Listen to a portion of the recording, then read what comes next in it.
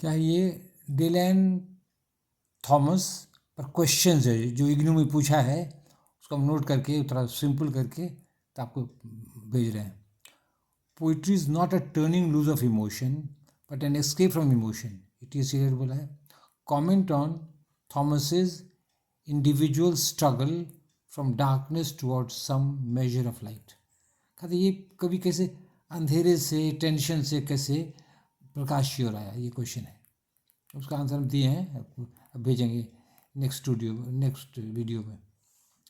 देखिए थॉमसेस, देखिए एस है अपॉस्ट्रोफी एस, थॉमस यहाँ हुआ, थॉमसेस यूज ऑफ इमेजरी, ठीक है। Classify in terms of different registers, तो रजिस्टर कहते हैं तो मेडिकल जैसे डॉक्टर का हो गया अलग, वकील का अलग हो गया, पुलिस का अलग हो गया, स्टूडेंट्स का अलग हो गया।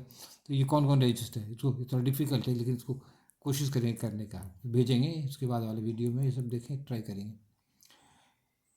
इमेज फॉर्मेशन इज कॉन्शियस और अनकॉन्शियस, ये होश में करता है अनजाने हो जाता है। अब हम पेज 2 में आ रहे हैं। सब खाली खाली क्वेश्चंस है डिलैन थॉमस का, और क्वेश्चंस को समझ के तब आंसर लिखना है। अब देखिए, do such phrases enrich the language. Green age, बताइए ग्रीन एज मैंने क्या हो गया, ग्रीन एज हो सकता है, यंग एज हो सकता है, ग्रीन एज। तो इस तरह का लैंग्वेज से क्या वो लैंग्वेज एनरिच होता है क्या, ये सब खाली ठग विद्या है, बोगस लैंग्वेज है, सूडो लैंग्वेज कहते हैं ग्रीन एज। या द राइडिंग टीम्स, ये नदी यही चढ़ रहा है, अब इसका क्या मीनिंग हो गया। तो ये सब क्या है, ये सब लैंग्वेज को एनरिच करता है कि ये सब कन्फ्यूजन है, खाली डिफ़िकल्ट बनाता है, मैंने बोगस है, ये आपको करना है। ऑल द सन लॉन्ग, बताइए ऑल द डे लॉन्ग नहीं, ऑल द सन लॉन्ग। तो ये सब क्या है, लैंग्वेज को एनरिच करता है, ये आपको देना है, ठीक है। Discuss refusal to mourn as an elegy, ये मरने पर कोई कविता लिखता है, इसी में कोई लड़की मर गई है तो ये इसको डिस्कस करना है। Compare it with other elegies, elegy में जैसे उसका टेनिसन का है इन मेमोरियम, इसे हल्का कंपेयर करना है। थॉमस यूजेज बैबल लैंग्वेज, हाँ यही वाला बैबल लैंग्वेज, ये सब क्या babble language, green age, writing teams. Babble मैंने फालतू का डिफिकल्ट लैंग्वेज, एकदम जो समझ में नहीं आता है, difficult to understand, babble language. And pseudo syntax, pseudo झूठा, झूठा, ये सब झूठा सिंटेक्स है, क्या सही है, अच्छा है बुरा है, ये कहना है। तो एग्जाम्पल यहाँ पर है, ये सब है सूडो सिंटेक्स, ठीक है। ये किसका, थॉमस के बारे में, डिलैन Thomas. He, Dylan Thomas, played with language but did not play the game of language and versification well enough to become a poet of permanent value. Excuse में कुछ सर्दी हो गई है। तो क्या कहते ये जो थॉमस ये शब्दों का खेल कर रहा है, ये सफल नहीं हुआ है, वो अच्छा महान कवि नहीं बन पाया है, ये सब खेलबाजी के कारण, यही आपको देना है।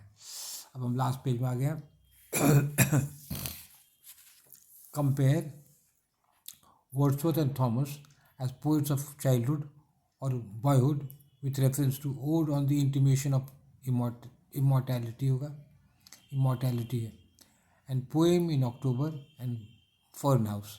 तो ये कंपैरिजन करना है, एक तो क्या कहते हैं ये थॉमस है, डिलैन थॉमस का है, एक तो वर्ड्सवर्थ का, दोनों कंपैरिजन कुछ कर देना है।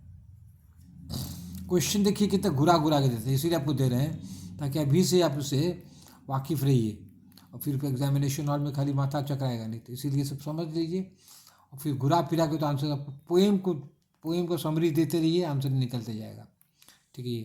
Thomas's themes are limited but primary elemental human experiences. Theme limited है, उसमें क्या कहते हैं, डेथ है, गॉड है, रिलीजन है, सेक्स है, ये लिमिटेड थीम है, लेकिन बेसिक बात है, बेसिक बात मैंने जैसे सेक्स सबको है, मरना सबको है, लव सबको है, तो ये सब प्राइमरी थीम हो गया, basic theme.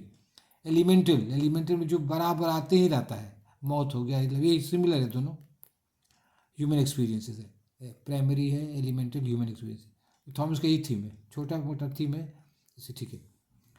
Thomas is rule for the love of man and in praise of God, do you agree. तो कहता वो मानव जाति के लिए प्रेम से लिखा था, भगवान के बारे में लिखा था, दोनों बात सही ही है, और कभी कभी अपनी भी बड़ाई करता है, अपने मुँह में मिट्ठू बन जाता है कभी कभी, सेल्फलेस रोमांटिक है ये ना। अब देखिए अब क्या है, मॉडर्निज्म क्या है ये समझाना है, 40s में कौन कौन कवि हुए थे, 1940s ये है, 40 1940s, and movement of the 50s। और 1950s में 50s में क्या होता है, 51 52 53 54 55 56 57 58 59, ये 50s हो गया। 40s में ना 41 42 43 44 45 46 47 48 49, ये 40s हो गया, ये 50s हो गया। इसका मीनिंग बताना मॉडर्निज्म का। 40s में कौन कौन कवि हो गए इंग्लिश में, अच्छे अच्छे कवि, और मूवमेंट ऑफ द 50s, ये क्वेश्चन है। और नेक्स्ट वीडियो में हम कोशिश करेंगे ये सबका आंसर देने का, सबका तो नहीं होगा, जहाँ तक होगा कोशिश करेंगे। That's all, thank you, love you, bless you.